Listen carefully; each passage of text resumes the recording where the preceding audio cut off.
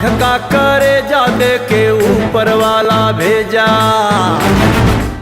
ने सातों सीटें विजयी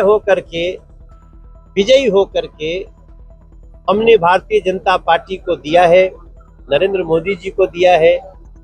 इसमें सबसे ज्यादा हम किसी का आभार प्रकट करते हैं तो दिल्ली की जनता का करते हैं, नरेंद्र मोदी जी का करते हैं, जिनके कुशल नेतृत्व में, जिनके अच्छे कार्यों से अब हमको भी एक सांसद को कहने का फक्र होता है कि मैंने 14,600 करोड़ का काम अपने क्षेत्र में कराया।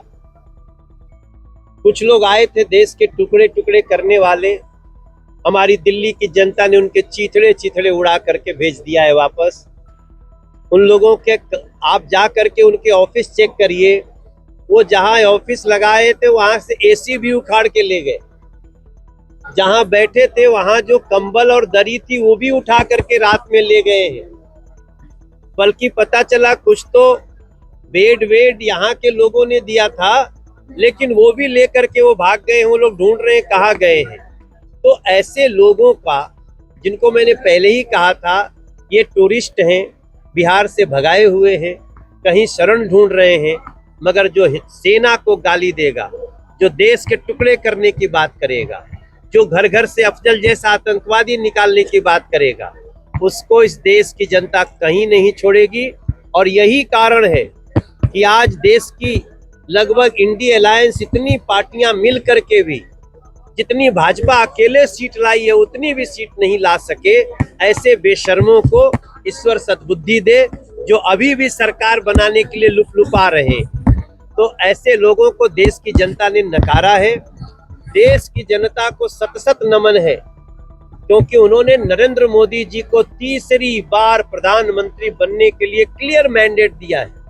कुछ लोग नैरेटिव बना रहे हैं कि बीजेपी को 272 नहीं आया। मैं ऐसे नैरेटिव बनाने वालों से पूछता हूं, क्या बीजेपी अकेले चुनाव लड़ रही थी? बीजेपी हमेशा एनडीए के तहत चुनाव लड़ती है। बीजेपी को 303 सीट आया, तब भी हमने क्या अपने एनडीए के घटक दलों को छोड़ा? नहीं। इसलिए जो लोग ऐसा नैरेटिव बनाना चाहते हैं, जो इंडिया अलायंस से बहुत सारे पैसे लेकर के झूठी अफवाह चलाए हैं, उन लोगों को बोलना चाहता हूं, शर्म करो। अगर तुलना करनी है तो अकेले भाजपा के बराबर भी पूरी इंडिया अलायंस के सीट नहीं आए हैं। वो 232 पे, हम 240 पे हैं। इस देश का बड़प्पन है, वो नरेंद्र मोदी में विश्वास करता है। 65% लोग नरेंद्र मोदी जी को देश का फिर 65% लोग नरेंद्र मोदी जी को देश का फिर से पीएम देखना चाहते थे, और वो हमारा सपना सच हुआ है। मोदी जी को बहुत बहुत बधाई।